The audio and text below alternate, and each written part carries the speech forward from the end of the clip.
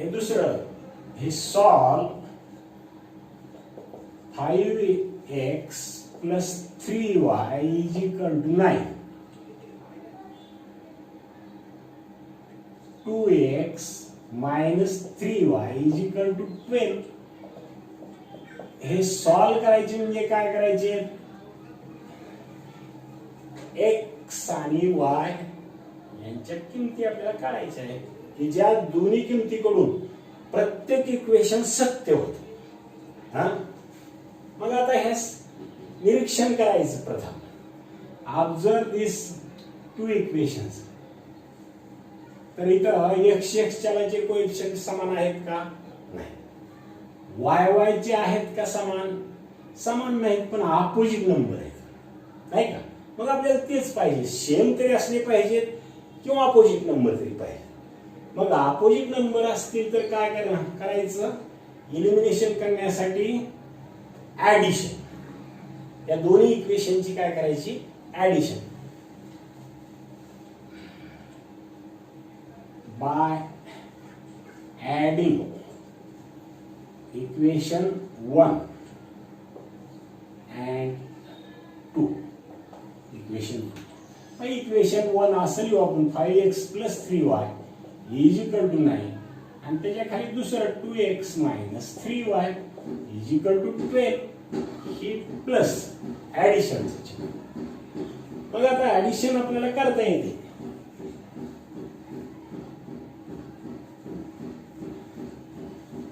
Similar टर्मच्या addition करताना इथं काही चिन्ह बदलायची गरज नाही. सिमिलर टर्मची बेरीज 7x plus 3y minus 3y plus 0, नाही का? आणि इज इक्वल टू हे 12 plus 9 21. That is 7x is equal to 21. By dividing both sides, म्हणजे एका व्हेरिएबल मध्ये इक्वेशन आलं, एलिमिनेशन झालं की by dividing both sides 7x is equal to 3 अशी किंमत घेतली. त्याच्यानंतर काय, put x is equal to 3.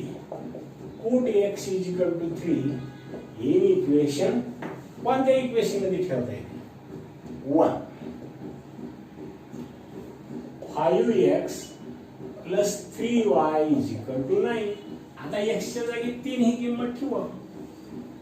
तर 5 into 3 plus 3y is equal to 9. आणि मग आता इथं 15 plus 3y is equal to 9.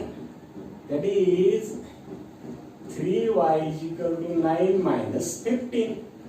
हे प्लस 15 उजव्या बाजूला गेल्यानंतर मायनस 15. तर 3y is equal to ही बेरीज किती येते, मायनस 15 प्लस 9 मायनस 6. बरोबर.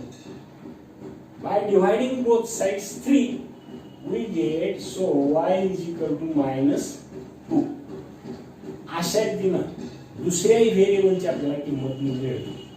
मग सोल्युशन काय होईल, x is equal to 3, y is equal to minus 2.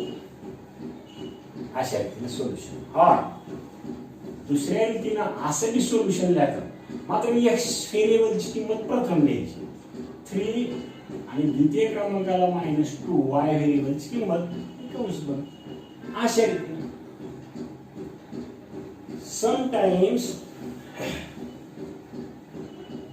in simultaneous equations, even simultaneous equations, coefficients of both variable are not same, are not opposite numbers. But solve 4x plus 3y is equal to 18. 2x plus 5y is equal to 60. हे 1 आणि हे 2. आता आपल्याला elimination method ने तर सोडवायचे आहे. आपली एलिमिनेशन मेथड. मग एलिमिनेशन मेथड ने सोडवण्यासाठी दोन्ही इक्वेशनचं निरीक्षण करायचं. दोन्ही इक्वेशन मध्ये x चे कोएफिशिएंट समान आहेत का? नाही. वाय चे तरी आहेत का समान, कोणत्या तरी एका व्हेरिएबलचे असले पाहिजे, समान किंवा अपोजिट नंबर असले पाहिजे. मग नाही तर मग काही वेळेस काय होतं, एक्स आपल्याला एक्सचं एलिमिनेशन करायचे, तर एक्सचे कोएफिशिएंट दोन्ही इक्वेशन मध्ये समान असले पाहिजे, सेम असले पाहिजे. मग असा विचार करायचा, कोणत्या तरी एका इक्वेशनला, आता ह्या दुसऱ्या पहिल्या इक्वेशन मध्ये एक्सचा कोएफिशिएंट 4 आहे, दुसऱ्या इक्वेशन मध्ये एक्सचा कोएफिशिएंट 2 आहे, तर ह्या दुसऱ्या इक्वेशन ह्या 2x ला 2 न जर गुणलं तर 2 × 2 4x ह्याच्या एवढा होतो. म्हणून we multiply equation 2 by 2. अलग लक्षात, कोएफिशिएंट सेम करण्यासाठी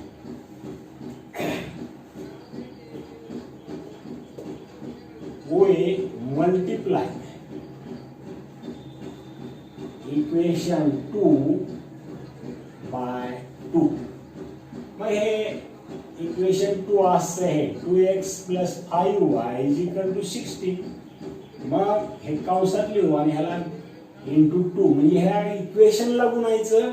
याचा अर्थ ह्या इक्वेशन मधल्या दोन्ही बाजूतल्या प्रत्येक पदाला गुणावं लागतं, कोणी 2. तर 2 × 2 4x, 2 × 5y 10y = 2 × 16 32. आणि हे गुणून आलेलं जे इक्वेशन आहे त्याला काय करायचा, पुढचा क्रमांक आपण देऊ.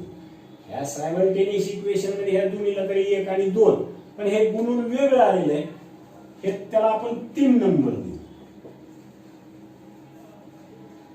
आता काय करायचं, कोणती दोन इक्वेशन, इक्वेशन 1 आणि इक्वेशन 3, ह्या दोन इक्वेशन मध्ये एक्स व्हेरिएबलचे कोएफिशिएंट सेम आहे. मग ह्या दोन इक्वेशनची काय करावं लागेल, सेम असल्यानंतर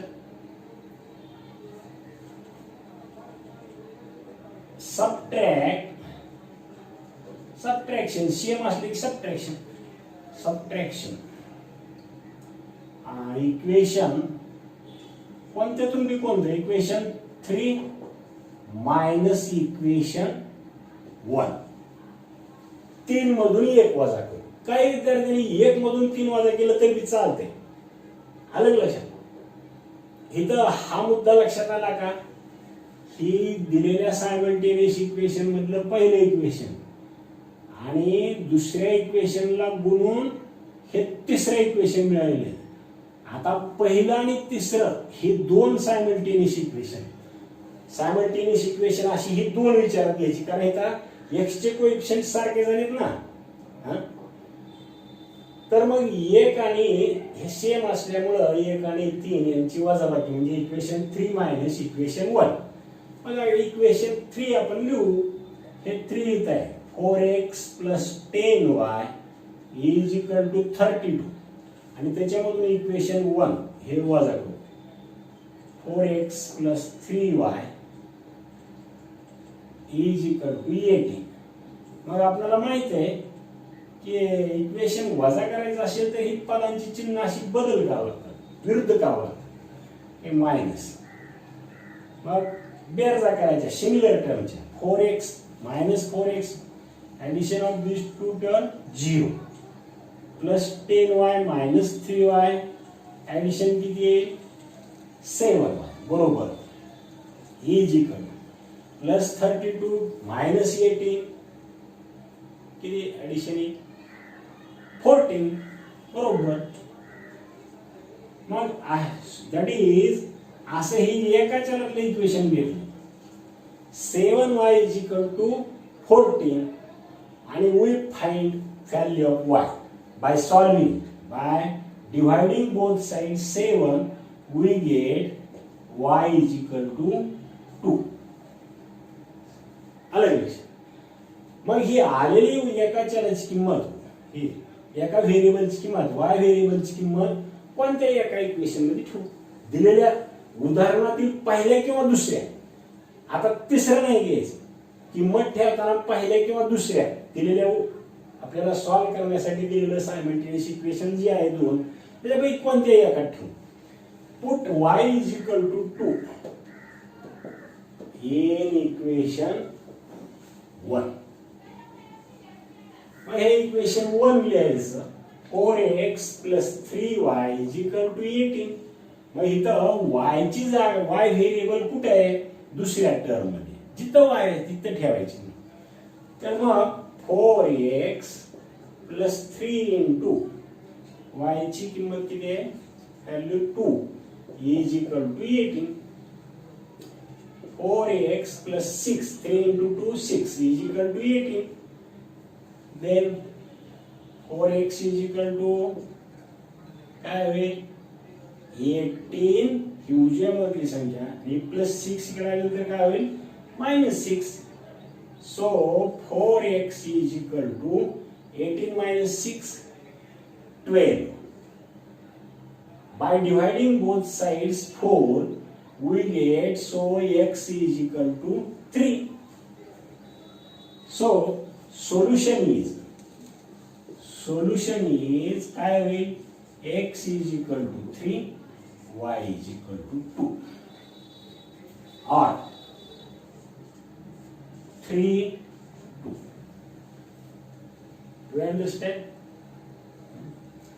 तर असे चलाचे कोएफिशिएंट जर कोणत्याच चलाचे कोएफिशिएंट सारखे नसतील तर सोयीस्कर कोणते बघायचं, कोणत्या चलाचं एलिमिनेशन करायचं एक्सचं. कारण का इथं फायदा कोणता? एकाच इक्वेशनला गुणलं की दोन इक्वेशन, पहिल्या इक्वेशन मध्ये एक्सच्या कोएफिशिएंट एवढा, दुसऱ्या इक्वेशन मध्ये कोएफिशिएंट होता. मग इक्वेशन 2 ला आपण गुणलं, मग असं इक्वेशन 3 भेटलं. मग इक्वेशन 1 आणि 3 मध्ये x चे कोएफिशिएंट सेम. मग ह्या दोन इक्वेशनची सबट्रॅक्शन केली की एक इलिमिनेशन होतं. y या व्हेरिएबलचं इलिमिनेशन होऊन x व्हेरिएबलचं इलिमिनेशन होऊन y ची आपल्याला किंमत भेटते. मग ही किंमत ह्या दिलेल्या उदाहरणातील कोणत्याही पहिल्या किंवा दुसऱ्या इक्वेशन मध्ये ठेवून आपल्याला x ची किंमत काढता येते. सायमल्टेनियस इक्वेशन सॉल्व्ह करणे हे आपल्याला येत आहे, हे सोपंच आहे. आता उद्या आपण दुसरी मेथड एक अभ्यासणार आहोत. आणखीन काय उदाहरण उद्या आणि दुसऱ्या तासाला आणि मेथड सुद्धा दुसरी आपण वापरणार.